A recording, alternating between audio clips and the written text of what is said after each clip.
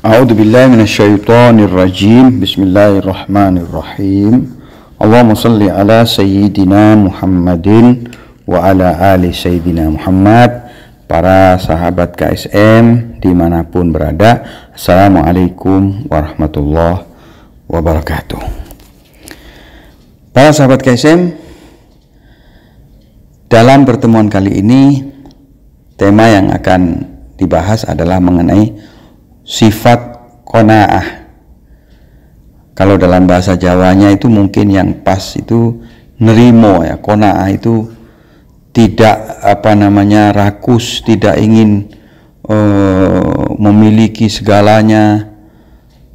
Dan secara bahasa itu qanaah itu artinya mencukupkan diri dengan yang sedikit yang diperlukan oleh manusia. Dan tidak menuntut yang banyak gitu, baik dalam pengeluaran dan pembelanjaan harta. Boleh juga diartikan berhemat dan satu sifat tidak butuh pada orang lain, tidak memerlukan uluran bantuan selalu pada orang lain, dan juga tidak rakus dan tidak mubadzir, tidak bersikap berlebihan dalam berbelanja atau pengeluarannya itu dikontrol, dikendalikan.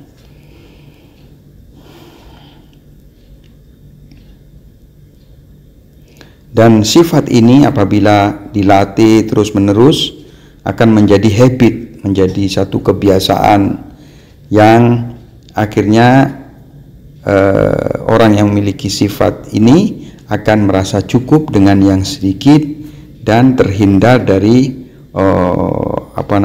kerakusan dan ingin memiliki yang banyak begitu.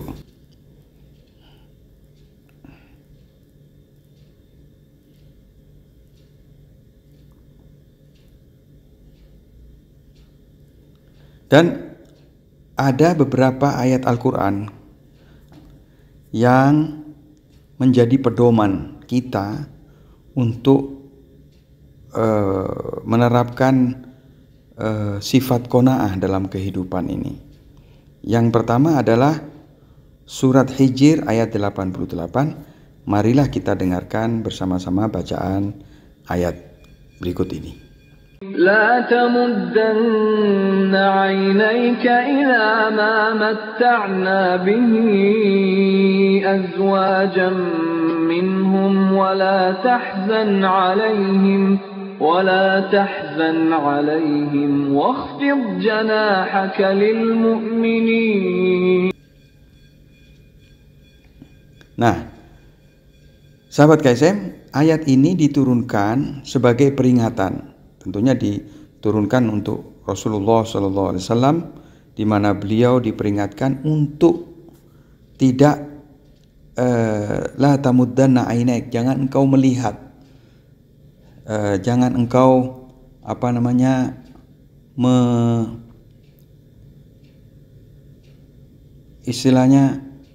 melihat dengan perasaan ingin gitu ya. Ila ma matta'na bi azwajan minhum, terhadap apa-apa yang telah kami berikan kepada golongan-golongan orang kafir berupa harta benda atau anak yang menarik pandangan kita gitu. Wala tahzan alaihim, jangan kamu bersedih. Di sini ada dua penafsiran. Bersedih maksudnya mereka diberi harta, diberi segala fasilitas, itu kita jangan bersedih, kenapa saya kok gak dikasih gitu, biarin. Atau penafsiran lain, wala tahzan alaihim, jangan kamu bersedih karena mereka tidak mau masuk Islam, tidak mau mengikuti syariat Islam, itu biarin aja. Wala tahzan alaihim wahfid janahaka lil mu'minin, dan rendahkan dirimu, bersifatlah tawadu lil mu'minin, kepada orang mukminin. Dan menariknya di sini dipakai istilah wahfid janahak. Itu kalau kita lihat ayam misalkan, ayam itu ketika ingin melindungi anak-anaknya, dia akan lebarkan sayap-sayapnya itu.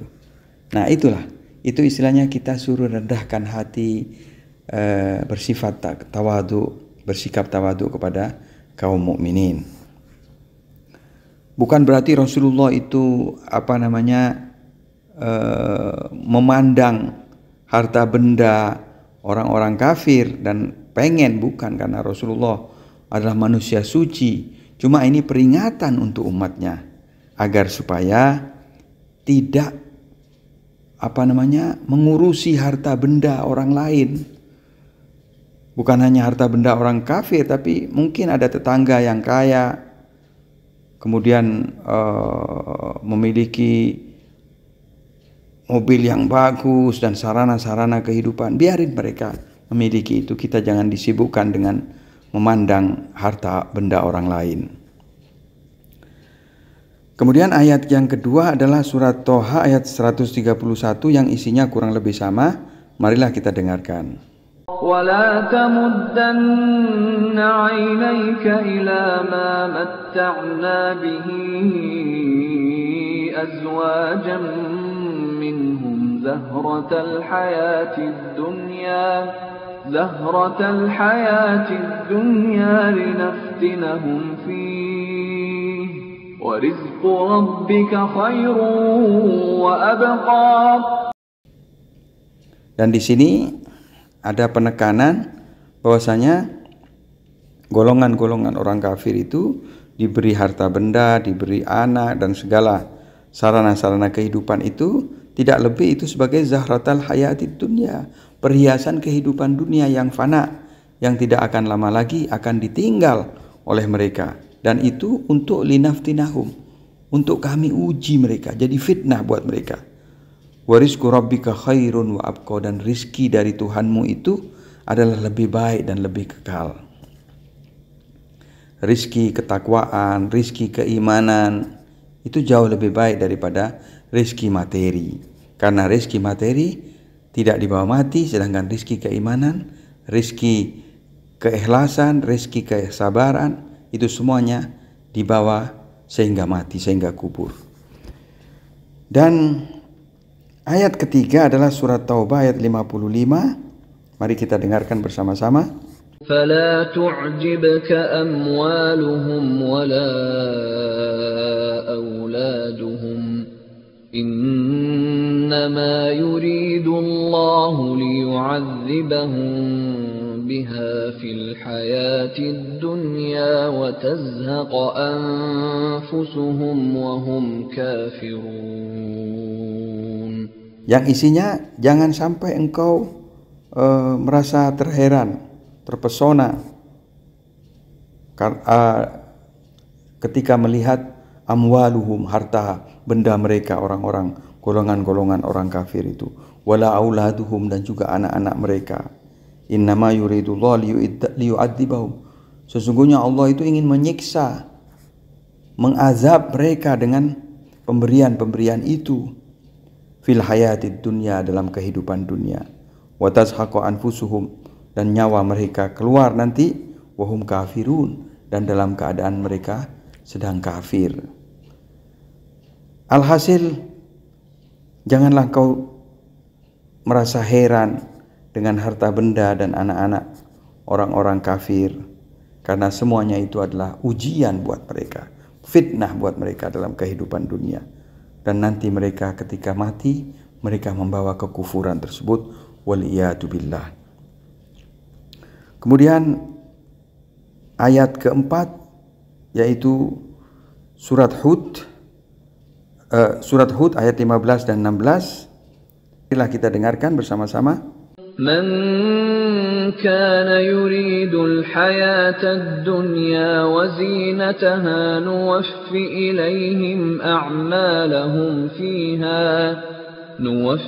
إليهم أعمالهم فيها وهم فيها لا يبخسون أولئك أولئك الذين ليس لهم في الآخرة إلا النار وحبط ما صنعوا فيها وباطل ما كانوا يعملون.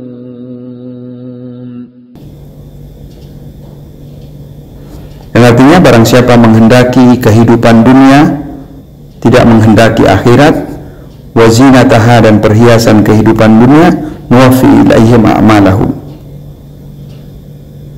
maka kami akan berikan ganjaran atau upah atas usaha-usaha mereka itu di dunia itu.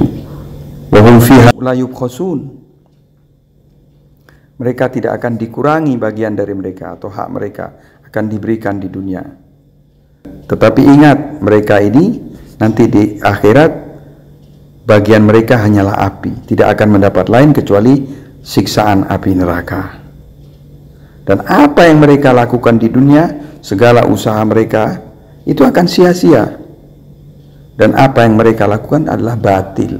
Karena sesuatu yang fana, sesuatu yang bersifat sementara itu batil. Tetapi sesuatu yang al-baqi, yang kekal, itu adalah al-haq. Jadi mana yang kita pilih?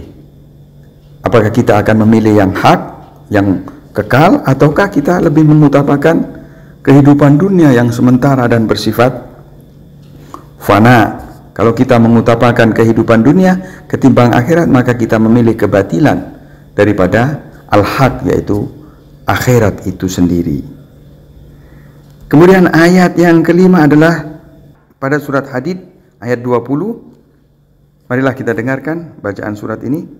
اعلموا أنما الحياة الدنيا لعب ولهو وزينة وتفاخر بينكم وتكاثر في الأموال والأولاد كمثل غيث أعجب الكفار نباته ثم يهيج فتراه مصفرا ثم يكون حطاما وفي الآخرة عذاب شديد ومغفرة من الله ورضوان وما الحياة الدنيا إلا متاع الغرور.